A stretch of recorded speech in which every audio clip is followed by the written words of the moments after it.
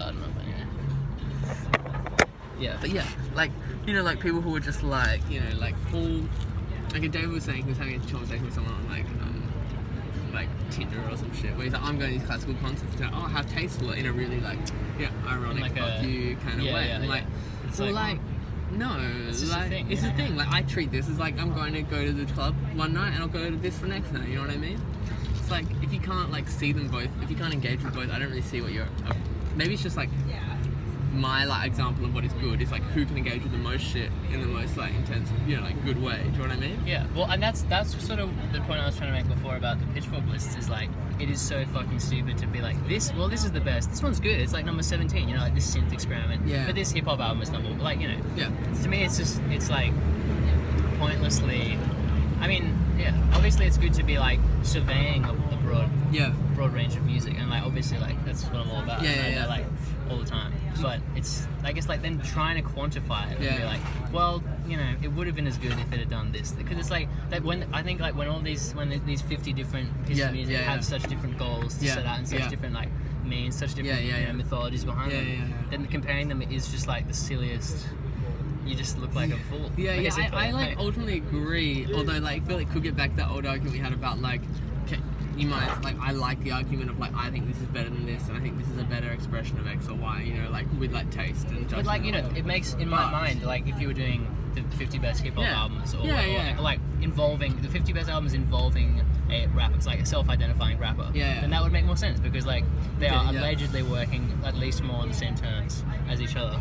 But there's just like, or like to the same, some of the same aesthetic, generic like aspects, or the institution called hip hop, which is it's such a broad and like and malleable institution, but it's an institution. You know what I mean? Yeah, that in a way includes genre like SoundCloud bedroom teenage rappers, as well as like the hottest, you know, exactly, like the new Kanye or whatever. People, and then the people in between who are kind of like SoundCloud bedroom plus, you know, plus like blog darlings, Pitchfork darlings. Yeah, exactly. But I wonder like if there's a kind of inherent point, you know, within these Pitchfork things. They've got an inherent idea, and it's this. It's like this, like the number one album of 2016 is the album that most embodies what 2016 is. Do you know what I mean? Like there's this like zeitgeist notion, or this like, this is the album that most taps into what it means to be alive in this year. So there's kind of like this inherent like historicizing thing that they're trying to say. I'm not saying they actually ever like make this apparent, or necessarily if the albums they pick as number one. And there won't even be well, I guess to some extent they do that. Because you know, you're saying like, what represents it to be a musician in 2017 or 16, being the Pitchfork.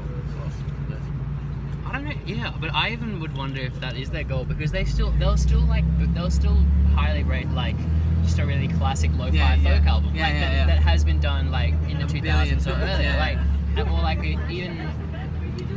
you know, they'll fetishize a punk album purely because it's like a trio, because it's just like a guitar, like, you know, it's like a drummer and a bassist who's a vocalist and a guitarist or something. Like, you know, they'll be like, this format is like, you know, if, like they'll just praise the fact that it is like the Nash recycled fashion, like it's a reiteration of the old thing. Yeah, in 2016. Yeah. But yeah, and it's like that.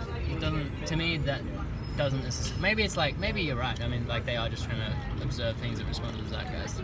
And that's probably where their praise of people like Monotrix comes from, because it's very current music. It's very like conceptual, contemporary music. Yeah. Well, at the same time, even though it's riffing on memes for the parts, it's like it's done in a way that is just like this. And it's like the best of curatorial kind of style of music. It's post-feed kind of concept. Exactly. It's like post-feed, but in a way that's like very aware of that as post-feed, but not just divulging into some really hard to get thing. Yeah, you know, and it's also, it's still like, to me, it's still kind of really like visceral music. Like I still go, you know, like, because there's stuff that is hyper conceptual, but that still doesn't float my boat, like in that same regard, because it's just like. It's like not style over songs, it's concept. It still kind of like has emotive moments, and it's still like vulnerable and like earnest in a lot of ways. I feel that's what fits in why it's such, like, I don't know about this album in particular, but just in general, like certain works that I think are really great. Like, manage that as well, you know, because that's almost like of our time as well, to actually still be, you know, conceptual while at the same time you're being as nude as you can be. You know what I mean? Like, exactly. They send that thing you're writing, like, here's my nude text, and here are my like my clothing text. Like, and like to be conceptual and like denude yourself and like expose yourself is like such a, I think it's supposed like, it's almost like archetypal of our moment, and like when it's done well though, it's the best thing you can do in our moment, you know, like produce something that's like like quote unquote moving, but like still on some level like conceptually like, you know, engaging. But like there's still something like calculated about it. Yeah, or doesn't this have to like, you know, not necessarily it's still within like this an arena of music, like a high effort sphere of like I'm gonna craft X musical product. Yeah. And even if that craft means like repeating some gesture again and again, or some feed thing, or some sound, or noise, or whatever. But then I guess even then, like even after all that, we're still just talking within the realm of like recorded music as like a commodity, like as a package, like not even money wise, but in terms of like value. It's like this is, you know, we even like when we were talking about, oh, I like Mutant, but I didn't like Zen as much.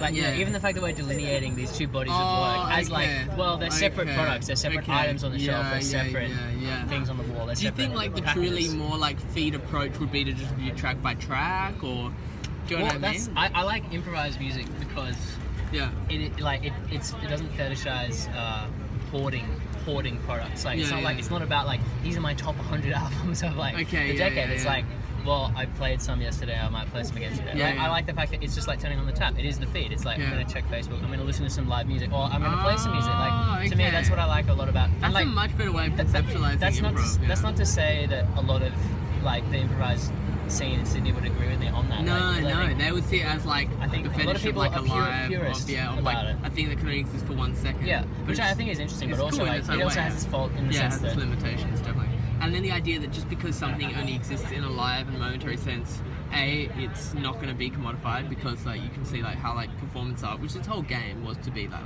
we're not going to make an object that can be sold in a museum. We're going to do a performance that can be reiterated again and again. Do you know what I mean? and they'll still video their performances and then put them on YouTube. Like they'll still commodify them. Yep.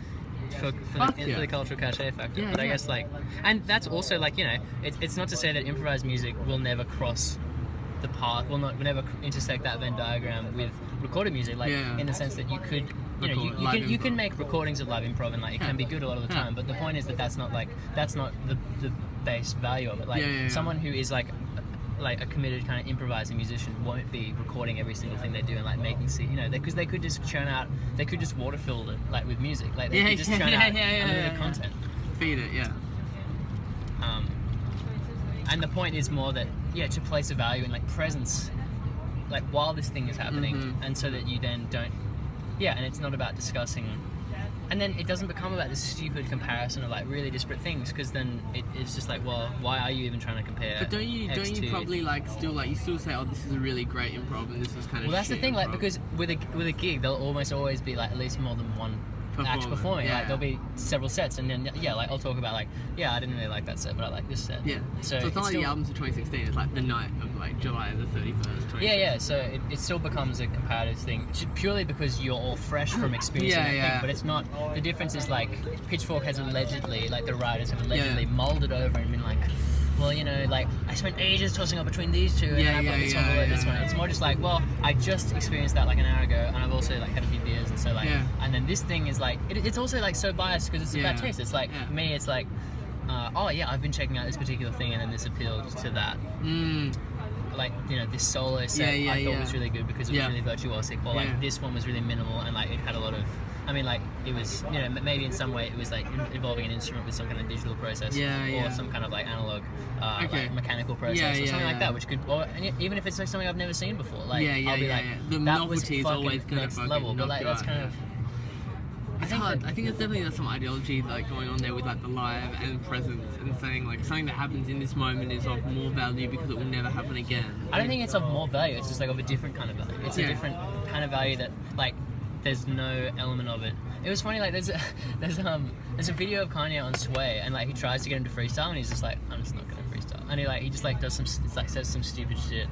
And it almost made me be like, I wonder, like, does he write anything? You know, like, is he a rapper? It was kind of like and that show, like, you know, the YouTube clips blow up because X rapper will come in and like do a really good freestyle. Like, maybe it's not even a freestyle, maybe it's just like an old verse or something. Like, but it was just like really funny to see him just be like, no, I can't do. Or like, it was just weird. Cause it's like, well, you rep yourself so hard, like in your recorded music, but when it comes to, and this is also the failure of like, isn't that his whole like approach though? Like he would say he'd see himself in that moment, or whether he sees himself in doing that or not, as like someone who's like like, you know, like, I don't do the trad hip-hop improv thing. I'm not some guy who gets up, and I'm not your, like, trained, like, monkey to get up and just fucking, like, I guess, but he drop still a little improv but when you want he me still to. sells. He still does live shows. But I don't think he's, like, selling his live shows on the basis of, like, his, like, virtuosic rapping ability. Do you know what I mean? No, he's making a whole media performance of it. He's Yeah. making like dances and visuals and shit. But I guess he's still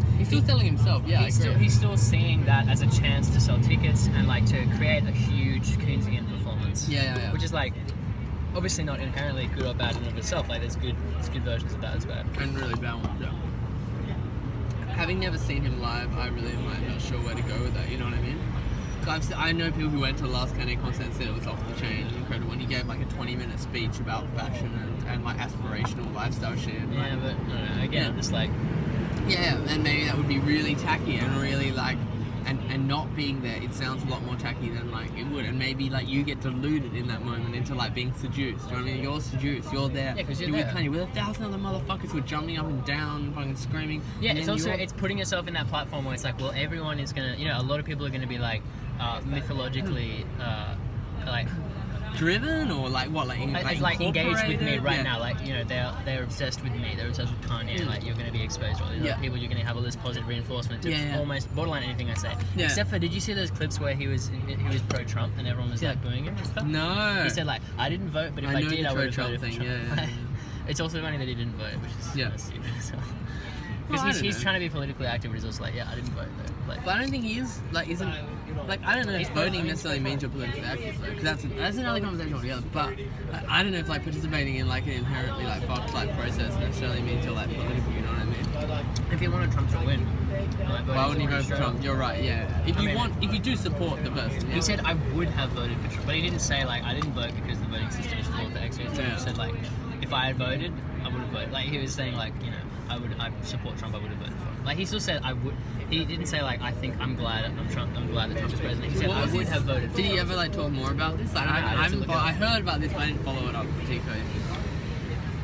Partly because I had my own, like, you know, I can understand why people support Trump, fakes for my reason, blah blah blah blah. We all know that argument. It's like kind of tiresome now after the fact, you I know. like this framing of just like bits of the head, like sometimes. Yeah. Makes sense.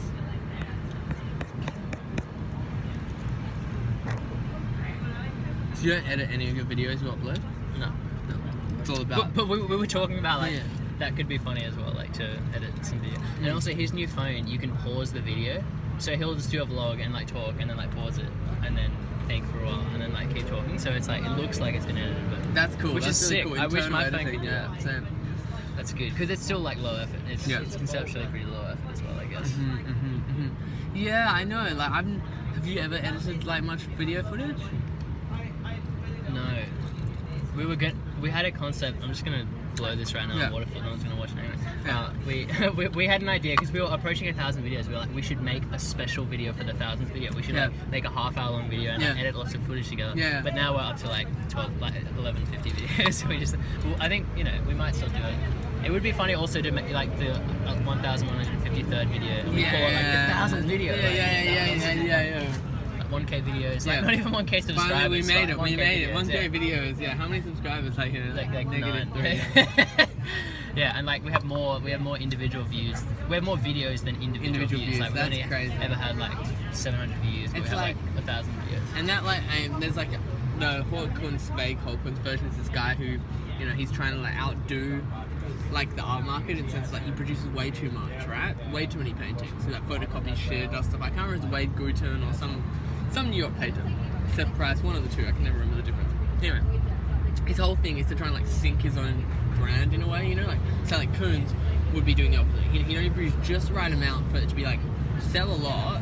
You know, like how many rabbit balloons did he produce? 5. 5, yeah. And they're always All worth a shit ton, right? This guy like constantly sabotages his own brand by like producing way too many paintings and and thus fucking with the amount of value that each painting is worth. You know and what I that's mean? Waterfield versus like the corporate pop game of like just release a single and then like wait a few months and then work on the album. And juice it up, and then like, get a premiere on this like on like fucking Tidal or some shit, I don't know. And then like you have the video, you hype the video, and you drop like a second of the video on an Instagram post, and then I mean that's interesting in its own sense. But like I'm hyped for this like Young Thug track that I've seen like a bit of on an Instagram post, and like it might be great. It could be, I hope. I'm like, oh my god, this moment of it. Here we go. Like the seeds are sown. And that's the thing. It's funny that it's more attractive to drop a second of it than like even like a 30-second clip. Yeah. The shorter the better. Like, cheese you up harder. That's all you need. That's all I want, really. You know. That's funny. If I could just get only that. I was talking to Jasper about also like the album format as an outdated thing in the sense that like it existed for records, like you know you could fit X amount of music on a record, so that was why like that length became an album. Material reason for it. It was like 30 or 40 minutes or something, and now people are still talking about albums as a thing. But like it seems bizarre, like when you also have SoundCloud and you have people posting like lots of scattered individual, like Jasper's SoundCloud is just like lots of individual random tracks, and like it's interesting and it's really diverse and varied. And I find that more engaging as a thing than an album, like you know someone else's album, because it's like, what is that? Like, the only time I've ever grouped that is when I made a bunch of things that all fit aesthetically and conceptually, or I made them in a few days, and it was like, this is like a little package of shit I made in this time. So like, it made more kind of chronological, and it was more inherent in the act of making it. I wasn't like, all right, this is my vague idea of the end album, and then I'm going to fill it in with these. You know, it wasn't like... Yeah. I feel like it's like some historical thing here with like rock music and the album, and then it gets to a point where like the album format is somewhat thrown away when you get to like electronic music and like DJing, and you're more about like releasing particular tracks and singles. Tracks, like in electronic music community. Yeah, you're much more about tracks. Even just like the fact on SoundCloud is you're commenting on the seconds. Which I love about it. And the drop has like way more comments. Yeah, it's 20. Fire emojis and shit. Woo! Yeah. You did that, you know, like you did that, you know, like you got that, you know. You got the drop. You fucked it up, you know, like you fucked me up, you know. Like I was just sitting here in my room on my own, listening to in my headphones, like you know, like not doing my maths homework. Yeah. It's so interesting, like like you know, the old like opposition between like the headphone and the street, you know, like this is music for your head, this is music for your feet, you know, like this is some like thing on like funk and like you know hip hop or whatever. Like then like what is SoundCloud though? Because it's like this whack. Like I'm not deep within the SoundCloud community, so I don't feel like I've had an account for like 4 years. 5 years. And so you're like more deep? Do you like have lots of like favorite artists that you like only release on SoundCloud? A friend of mine is like really SoundCloud heavy, and he'll browse it, and like he does, he kind of categorizes, you know, like stuff that he finds, and he's like, like there's these kinds of young producers who are doing X, Y, Z. Like they're trying to synthesize the kind of like more like I don't know, like more experiment, like more experimental sort of electronic music with like, you know, trap idioms or like post electronic idioms or something like that. And then, but then it'll be like, and this is just like straight up someone trying to make it big, someone trying to eat bread, like someone trying to like put the fire out there so then they can work with a big producer, blah blah blah. Exactly, like, you know, that kind of like. But it's just like, to me it is like bizarre to always be like switched on, like synthesizing and thinking, like analyzing within this like businessy music context. And it's just like so. That's what my DJ mates are like, kind of like they're very like. They're like, that guy's gonna block. You know, like they're like, you know, like he's actually released a pretty good track, and like, you know, they've been sending out some records to a couple of people, and like he's probably actually gonna blow up. Not even like that though. More just like, here is this sound that's big, right? Like it's a combo. The here is this sound that's big right now. I'm sympathetic towards, because I'm interested in that. I'm always just like, okay, why the fuck? Like, you know, like so one beat. Like last year, this is that Brazilian beat, like. I'm not even saying it right, but like something like some particular rhythm, which I'll show you after. It's like really big last year. Every fucking track had this. It's like, why the fuck did that happen? You know, like it's some weird thing on SoundCloud where like a few people had it, a few people had it moved and like spread around, and then there's like people who then like view it more like historically. Like, yes, I'm Brazilian and I engage with this particular beat, like South American thing, and you're like. But then, like, there's this other whole trajectory where it's like a few years ago, it was like the Fatima Kadiri album, you know, Tish. 1,000 SoundCloud people were using like koto, like MIDI koto sounds and like just whack kind of synth sounds, you know. I'm interested in that on one level. Instrument sounds. Yeah, but at the same time, like, I don't know how you like. It's a game, you know. You got to keep on top of that game is effort and work and like weekly work and, you know, daily work, you know. Like, you don't have to like, you know. And then there are like. The funniest thing on this year's like Fact magazine thing, I may have last year as well, was like they had like a top SoundCloud releases, you know? Yeah, and like you know, like Anthony Fantano as well. He has like a Bandcamp section, like Yeah, on his yeah. vlog, It's like, his fan cam. Yeah. he's like like I've never really watched his thing. I like fucking hilarious. Yeah, I find him like I don't earnestly like his content, but like but it's just funny the way he like I think he puts humorous or like I don't know. I just find it like interesting to watch sometimes. Like I've watched just like pick a famous album and listen to him talking about it. Yeah. It's really funny. And like that's like his job. Like he makes videos all like I also just find it so fucking weird that he like his business is listening to media. Like he says like I listen to this like X number of times if I need to review it and then maybe a few more for blah blah blah. But it's like there's nothing transcendental or like really next level about music. He's just like this is good, like this is derivative of this. This is like it's like really businessy and fucking just weird. Like he churns through so much. Like I wouldn't even be able to say my top 50 of last year or something like that. Because it's like I don't even know if I would have engaged that much. From last year. Yeah, exactly. But it's like for him, it's like a fucking business. It's like he gets revenue from YouTube, and so and people want people want his reviews. They comment all the time saying review this album that I like or this album. And shit like that. I don't mind the DJ thing with like the keep on top of things. I just think it can be a shame when like everyone's DJ sets are basically a conglomeration of the same SoundCloud-ish / hip-hop producers of the month, you know what I mean? And it gets really boring to go here like every month, like a variation on so Trap's just like an unstoppable force. It's never gonna go to see like a decent like DJ set where it's not Trap. I don't care, I like that. Well, I've seen some in Sydney there's like a faster vibe and like a less hip-hop-y vibe. Oh yeah, okay. Depends on the within a particular subgenre. I feel like it's like killer. And then there was like certain types of like more experimental, noisy dance that was really big all last year. And it was great. And I'm like into these tracks, but like none of these DJs sound like any different from the other DJs in the night. Like there was no like I don't know what I wanted. Maybe I just want like people with more idiosyncratic, eccentric like taste to like push their thing into this medium. And maybe that's like I just need to find my right SoundCloud feed and like some guy who like taps into that or has an idiosyncratic, MP3 collection or something. Otherwise, it's just so boring. You know what I mean? And like, how can you be boring in this like moment when we have so much to engage with? That's like the hopeful thing, when there's like so much content to like aggregate and like agglomerate or whatever. But then maybe there's an unrealistic expectation because there's so much content. Like you should just be able to filter all the gems out of it. But like it's not always true. Like we attempt to do that all the time, but it's still not even just the gems, just some like idiosyncratic twist on. Yeah. A lot of we spend a lot of time on the internet, but a lot of it is just like really emotionally kind of not all of it is like ecstatic. You know what I mean? No, you're fucking. What was the last time you really got went crazy? I reckon it's usually music or some kind of video or something. Yeah. Like even poetry. Like that's the other funny thing about like when we were talking before about the kind of internet indie lit sort of shit. How most of it is basically just like depressed people enabling other depressed people to depressed content perform as well. Yeah, it's like Talon performs well, like Megan Boyle performs well. So and they're all just like talking, like Tao isn't really, but like a lot of them are talking about just like how depressed they are, like how they like it'll just be like a little account of like a night where they did nothing and like ate shit and watched movies. And people are like, that is next level content. That's but, like, me, yeah. It's like on Tumblr, like the amount of people, I don't know many people who get really a shit ton of, I don't know anyone who reports out how like fucking great they feel that day and gets love, no one. It's almost cringy when people like give positive messages on these platforms. Yeah. Well, I actually read like someone like the other week that I really enjoyed because like there's a list of things they like I like this, I like that, I like this, I like that. And it was just so like off-kitty with everything else. I mean, obviously, positivity is an industry. Positivity, happiness, all that stuff is the bullshit industry, right? Like, I know that. I understand that. But it's funny that within this, like community of, like, kind of counter-positivity community, when you do see it, like, expressed in a somewhat earnest way, it's like, for me, at the moment, I was like, whoa, that's great. Like, I'm so glad. That's fresh. I'm fucking glad. I dig that you like this book, or you like hanging out with your friends, or you like sending emails. It's like I like sending emails. I like making mixes on SoundCloud. I like. I'm excited for what 2017 might bring. I was like, whoa.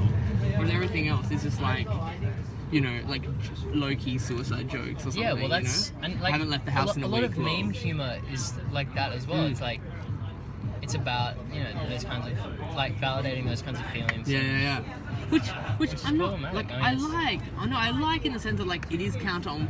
No, but it's not. Because it's funny. Because I want to be like, yeah, this is counter to the mainstream of like having this, but maybe it's not made. There is no mainstream. There is just like 1,000 of these like meme-ish, you know, tendencies. But yeah, I don't know. Like when I just think about times that I've browsed things, or it's like I don't know. Like when you just think about like this is part of what that poem I showed you before was just like, you know, just like the act of like browsing and like slouching and just like being hungry for like what is actually gonna make me like I'm glad I, you know, that's good. Like I'm glad I did like this. Even legitimately good shit like in the format of the feed just kind of falls flat. Like or it's never gonna be like that boost that you're craving in your like in whatever. It happens some. Like, I'm not saying it doesn't happen. I'm not saying like sometimes I'll go on after like not being on for a while and then like have a tea break for like content, Twitter or whatever, and you're like, fuck, yeah. Or like, I don't get it with Twitter. I don't think I've rarely seen that many tweets that made me like feel ecstatic. But, no, it's never ecstatic, but it's just like, oh, that's like good. low key, oh, like, that's good. Yeah. I feel like that's what the poetry that's going to be really great will have to, for me, still, maybe I'm like trapped in an older understanding of poetry as some kind of transcendence or reverie or some bullshit, but like, I want more than just like, I get you. Like a low, like not even a laugh, but just like a smirk. Like, I want more than that. I want more than like, yes, yeah, that's cool. Okay, or I get, this is the art like pisses me off, like, oh, I get what you did there, you know? Yeah.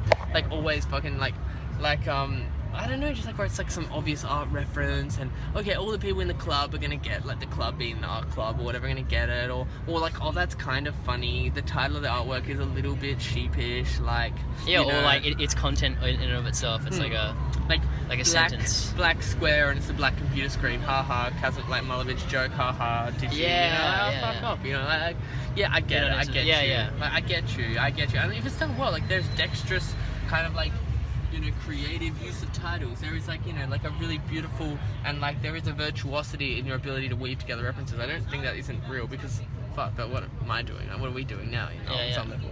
But I feel like the poetry of the internet that's going to be really great is going to have to be, I want it to do something more than just like, But that isn't, and it's funny because that's meme-age as well. Like that's meme consumption. A meme should be more than that in a way. Well, that's all it has. Wait, what's the 7:06? I'll probably head soon, just because dinner finishes at like 6 or 7. Yeah. Yeah, like that's. This is King Kunta by Kendrick Lamar. Oh yeah, that's real hip hop, you know. None of this trap stuff. None of this bullshit. None of this fucking like mumble rap, you know. Yeah, dude, like Good Kid, Mad City was trash. That was just what he needed to get to the top. Obviously, he needed to make an album that was buying the trope, so that he could make his real masterpiece. His masterpiece, to Pimp a Butterfly. He was returning like to jazz. You know, it's about jazz, it's about hip hop, it's about black music in general. It's a general discourse on black music. It's